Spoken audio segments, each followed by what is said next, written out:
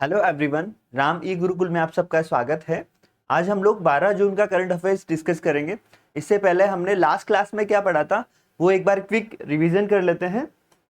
देखिए, last class में हमने जो इंपॉर्टेंट पॉइंट्स पढ़े थे, इंपॉर्टेंट न्यूज़ पढ़ी थी जो एग्जाम के पॉइंट ऑफ व्यू से बहुत इंपॉर्टेंट है, तो हम लोग एक बार फिर से देख लेते। देखिए, 51वां G7 शिखर सम्मेलन जो है यह कनाडा के अल्बर्टा में आयोजित होगा, कंसांस्किस में।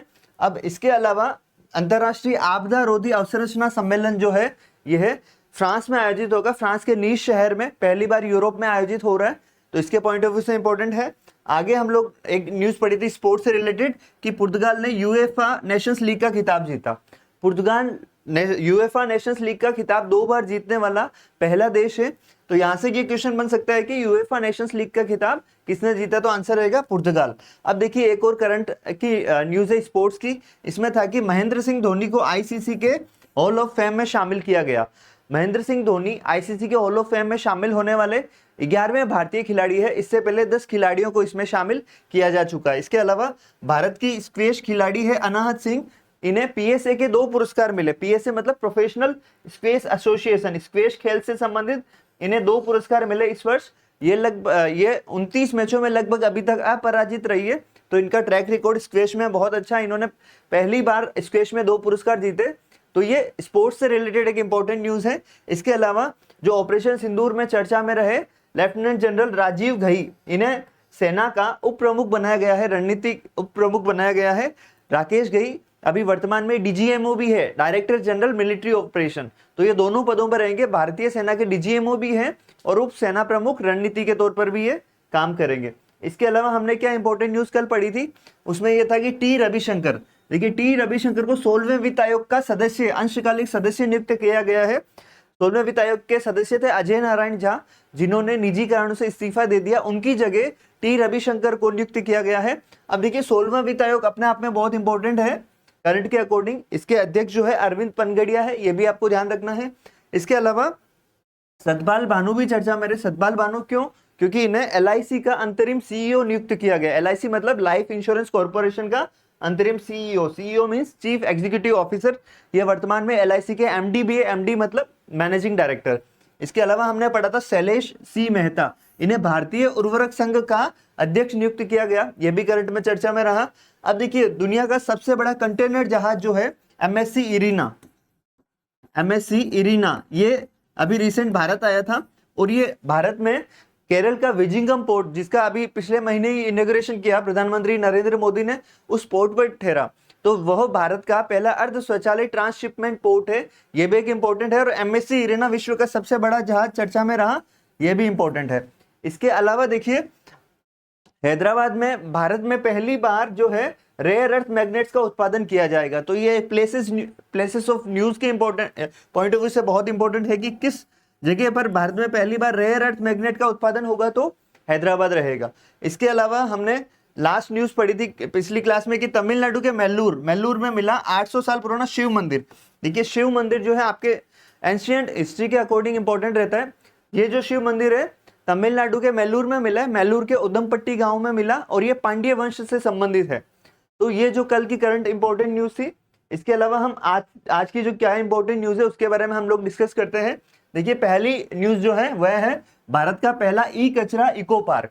ई कचरा क्या, ई वेस्ट, इलेक्ट्रॉनिक वेस्ट जो है उसको हिंदी में ई कचरा बोलते हैं। इलेक्ट्रॉनिक वेस्ट, जो इलेक्ट्रॉनिक डिवाइसेस होते हैं उनको उनसे जो उनके वेस्ट से जो कचरा होता है, जो एक्स्ट्रा जो पार्ट्स रहते हैं, उनको ई वेस्ट बोलते हैं। देखिए, ई वेस्ट जो है होता है उसका आजकल जो है निस्तारण करना, उसको मतलब पूरी तरह से गलाना या नष्ट करना एक मुश्किल है। इसी कारण से ये एक चैलेंज बनता जा रहा है पॉल्यूशन के पॉइंट ऑफ व्यू से। तो भारत का पहला जो ई कचरा इको पार्क कहाँ शुरू किया जाएगा, ये है होलंबी कला, उत्तरी दिल्ली में। ठीक है। अब होलंबी कला उत्तरी दिल्ली में, तो पहली चीज तो ये, भारत में कोई भी चीज अगर पहली बार होता है, कुछ सबसे ऊंचा, सबसे बड़ा, या पहली बार कुछ चीज होती है, वो एग्जाम के पॉइंट ऑफ व्यू से हमेशा इंपॉर्टेंट होती है। तो यहाँ पे ध्यान रखिएगा, भारत का पहला इलेक्ट्रॉनिक वेस्ट ई वेस्ट इको पार्क या ई कचरा इको पार्क कहाँ होगा, दिल्ली के होलंबी कला में स्थापित होगा। यह 11.4 एकड़ में स्थापित होगा। अब इसमें जो है इसके लिए टेंडर जारी किया गया है कि भाई जो ग्लोबल कंपनीज है वो भी इसमें अपना कंट्रीब्यूट करे। इसके लिए टेंडर दिल्ली सरकार ने जारी किया है। इसका उद्देश्य है ग्रीन इकोनॉमी या हरित अर्थव्यवस्था को बढ़ावा देना, हरित अर्थव्यवस्था को प्रोत्साहन देना, प्रदूषण मुक्त अर्थव्यवस्था को प्रोत्साहन देना। अब देखिए ये एक धनुषकोडी एक चर्चा में रहा है रिसेंट। अब धनुषकोडी चर्चा में क्यों रहा, क्योंकि यहाँ पर रिसेंटली तमिलनाडु सरकार ने ग्रेटर फ्लेमिंगो अभयारण्य को मंजूरी दी है, इसकी अधिसूचना जारी की है। देखिए ग्रेटर फ्लेमिंगो एक इस तरह की मतलब लुप्त प्राय एक प्रजाति में आता है, IUCN की लिस्ट में है। तो इसका अभयारण्य कहाँ अधिसूचित किया गया है, धनुषकोडी तमिलनाडु में। तो यहाँ पे ये ध्यान रखिएगा, हाल ही में ग्रेटर फ्लेमिंगो अभयारण्य कहाँ अधिसूचित किया गया, ये धनुषकोडी तमिलनाडु में किया गया है। ठीक है, अब इसका क्षेत्रफल 524.7 हेक्टेयर रहेगा। देखिए यहाँ पे इंपॉर्टेंट प्लेस रहता है इस स्लाइड के अकॉर्डिंग, जो सबसे इंपॉर्टेंट आपके क्वेश्चन बन सकता है वो प्लेस की कहाँ बना है, क्या बना है, या धनुषकोडी हाल ही में किस कारण से चर्चा में रहा, तो वो ग्रेटर फ्लेमिंगो अभयारण्य के कारण चर्चा में रहा। अब धनुषकोडी जो ये अभयारण्य है ये किसका पार्ट रहेगा, तो ये देखिए gulf of Mannar biosphere reserve, Tamil Nadu में बायोस्फीयर रिजर्व है गल्फ ऑफ मन्नार। ये जो अभयारण्य रहेगा ये उसी का पार्ट ही रहेगा। इसका उद्देश्य जो है प्रवासी पक्षियों का संरक्षण है, स्पेशली ग्रेटर फ्लेमिंगो का, क्योंकि ये इसकी संख्या विश्व में बहुत कम रही है और ये IUCN की लिस्ट में भी शामिल है। तो हम लोग नेक्स्ट जो न्यूज की बात करें तो ये अभी रिसेंट रहा है राष्ट्रीय ई शासन पुरस्कार। देखिए राष्ट्रीय ई शासन पुरस्कार के अलावा एक अन्य वजह से भी चर्चा में रहा कि इसकी एक नई श्रेणी की शुरुआत, नई पहल की शुरुआत की गई है। वो क्या है, वो है ग्राम पंचायतों में सेवा वितरण हेतु जमीनी स्तर की पहल। यह इसके तहत पुरस्कार की एक नई श्रेणी शुरू की गई है कि भाई जो ग्राम पंचायत है उसमें जो सर्विस डिलीवरी है उसको प्रोत्साहन मिले, इस कारण से इसकी एक नई श्रेणी भी शुरू की गई है। और अवार्ड कौन कौन से मिले, तो इसमें अवार्ड की अपन बात करें, देखिए सबसे इंपॉर्टेंट जो एग्जाम के पॉइंट ऑफ व्यू से रहता है वो रहता है आपके जो टॉप जो स्वर्ण पुरस्कार या प्रथम पुरस्कार किसने जीता वो इंपॉर्टेंट रहता है। तो यहाँ पे प्रथम पुरस्कार जीता महाराष्ट्र के धुले की रोहिणी ग्राम पंचायत ने। तो यहाँ पे जो है राष्ट्रीय ई गवर्नेंस का इसका पुरस्कार जो है रोहिणी ग्राम पंचायत ने जीता, ये महाराष्ट्र के धुले में है। तो इस स्लाइड में जो सबसे इंपॉर्टेंट पार्ट है वो यही है कि कौन सी ग्राम पंचायत को मिला, रोहिणी ग्राम पंचायत को। इसके बाद दूसरा पुरस्कार यानी रजत पुरस्कार मिला पश्चिम त्रिपुरा के मजलिसपुर को, और इसमें जूरी पुरस्कार या सांत्वना पुरस्कार जो है वह गुजरात सूरत की पलसाना ग्राम पंचायत और सुवाकुती ओडिशा की ग्राम पंचायत को मिला है। तो ये चीजें यहाँ देखिए इस स्लाइड में आपको ज्यादा माइंड नहीं करना है। इसमें सबसे इंपॉर्टेंट क्या है कि जो स्वर्ण पुरस्कार पहला पुरस्कार है उसके बारे में आपको ध्यान रखना है, ज्यादा बर्डन नहीं लेना है कि भाई बाकी चीजें भी याद करना है, बाकी चीजें जनरली नहीं रहती, लेकिन स्वर्ण पुरस्कार या पहला पुरस्कार हमेशा पूछा जाता है। आगे हम लोग नेक्स्ट स्लाइड की नेक्स्ट न्यूज की बात करें तो देखिए अरविंद चिदम्बरम अभी चर्चा में रहे। ये भारत के चेस के खिलाड़ी हैं और अभी देखिए जो आर प्रज्ञानंदा या जैसे अर्जुन एरिगेसी है, डी गुकेश, इनके साथ ये ग्रैंड मास्टर भी है। तो अभी रिसेंट इन्होंने कौन सा खिताब जीता, 6वां स्टेपान अवज्ञान मेमोरियल का खिताब जीता इन्होंने। इसमें इन्होंने आर प्रज्ञानंदा भी इसमें भारत के शामिल थे, शतरंज खिलाड़ी, वो भी उनको हराकर ये खिताब जीता। जर्मुक आर्मेनिया में ये आयोजित हुआ था और अरविंद चिदम्बरम ने अभी ये अरविंद चिदम्बरम का ये दूसरा खिताब है, दूसरा अंतरराष्ट्रीय खिताब। इस वर्ष का पहला प्राग चेस फेस्टिवल मास्टर्स भी इन्होंने जीता था। तो इस स्लाइड में जो सबसे इंपॉर्टेंट क्या है कि अरविंद चिदम्बरम किस खेल से संबंधित है, शतरंज से संबंधित है। इन्होंने कौन सा खिताब जीता, तो स्टेपान अवज्ञान मेमोरियल का खिताब अभी रिसेंट इन्होंने जीता है। तो यहाँ से इस तरह के क्वेश्चन आपके पूछे जा सकते हैं, या ये भी क्वेश्चन पूछा जा सकता है कि जो स्टेपान अवज्ञान मेमोरियल का खिताब किस खिलाड़ी ने जीता, अरविंद चिदम्बरम ने जीता। इसके बाद हम लोग नेक्स्ट न्यूज की बात करें, देखिए इंडोनेशिया ओपन बैडमिंटन का अभी चैंपियनशिप आयोजित की गई। ये चैंपियनशिप इंडोनेशिया के जकार्ता में आयोजित हुई। अब इसमें जो पुरुष एकल और महिला एकल का खिताब किसने जीता वो इंपॉर्टेंट है। देखिए पुरुष एकल का खिताब डेनमार्क के एंडर्स एंटोनसन ने जीता और इसके अलावा महिला एकल का खिताब जीता आन सेक यंग दक्षिण कोरिया ने। तो यहाँ पे पुरुष एकल और महिला एकल का स्पेशली ध्यान रखिएगा।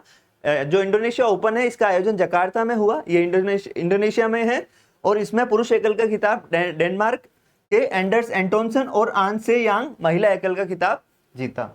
नेक्स्ट अपन बात करें वेस्ट पिकर एन्यूमरेशन ऐप। तो ये एन्यूमरेशन ऐप अभी रिसेंट डेवलप किया गया है। ये एन्यूमरेशन ऐप किस लिए डेवलप किया गया है और किसके द्वारा डेवलप किया गया, ये चीज इंपॉर्टेंट है। तो देखिए यह ऐप जो है वह सामाजिक न्याय एवं अधिकारिता मंत्रालय द्वारा विकसित किया गया है। अब ये क्यों विकसित किया गया, देखिए जो कचरा ढोने वाले, मैला ढोने वाले लोग हैं, उनकी डिजिटल जनगणना के लिए यह ऐप विकसित किया गया है। तो सबसे इंपॉर्टेंट चीज है कि किस कारण से विकसित किया गया है, तो कचरा बीनने वाले या मैला ढोने वालों की डिजिटल जनगणना, इनकी पहचान करना, इनको आयुष्मान भारत योजना से जोड़ना, तो इन सब के लिए यह ऐप विकसित किया गया। तो सबसे इंपॉर्टेंट चीज है कि किसने विकसित किया, तो सामाजिक न्याय और अधिकारिता मंत्रालय। और किस लिए विकसित किया गया है, तो जो कचरा ढोने वाले, मैला ढोने वाले लोग हैं, उनकी डिजिटल जनगणना के लिए इसे विकसित किया गया। अब देखिए कि किस योजना के तहत विकसित किया गया है, तो ये नमस्ते योजना के तहत विकसित किया गया है। अब नमस्ते योजना क्या है उसके बारे में हम बात करते हैं। देखिए जो नमस्ते योजना है यह 2023 में शुरू हुई थी, जुलाई 2023 में। ये केंद्र सरकार की योजना है और इसके नोडल मंत्रालय जो है वो 2 नोडल मंत्रालय है। एक तो सामाजिक न्याय और अधिकारिता मंत्रालय जिन्होंने ये एन्यूमरेशन ऐप विकसित किया। इसके अलावा जो है एक है ये ministry of housing and urban affairs, ministry of आवासीय और शहरी मामले मंत्रालय की जो मिनिस्ट्री है, ये 2 इसके नोडल मंत्रालय है। अब इस नमस्ते योजना का उद्देश्य क्या है, वो ये कि भाई इनका जो जीवन स्तर है, मैला ढोलने वाले, कचरा बीनने वाले, इन लोगों को जीवन स्तर है, वो जीवन स्तर ऊपर उठाना, ये इसका सबसे बड़ा एक मोटिव है। इस प्रथा को समाप्त करना और इनका जीवन स्तर ऊपर उठाना। जैसे आपने देखा होगा कि कई जो गहरे नाले होते हैं, बड़े नाले होते हैं, उसमें जो है जो सफाई कर्मी है वो खुद पर्सनली जो व्यक्तिगत रूप से उन्हें साफ करते हैं। तो इस योजना के तहत यह भी एक प्रोविजन है कि भाई उनको पूरा मैकेनाइज किया जाए, मशीनीकरण के द्वारा उनकी साफ सफाई की जाए, ताकि किसी को जान भी ना गंवानी पड़े। तो ये इस योजना के तहत इसके प्रमुख उद्देश्य या लक्ष्य हैं। आगे हम लोग नेक्स्ट न्यूज की बात करें तो देखिए प्रमुख अंतर्राष्ट्रीय दिवस हम लोगों को ध्यान रखना है कौन कौन से है।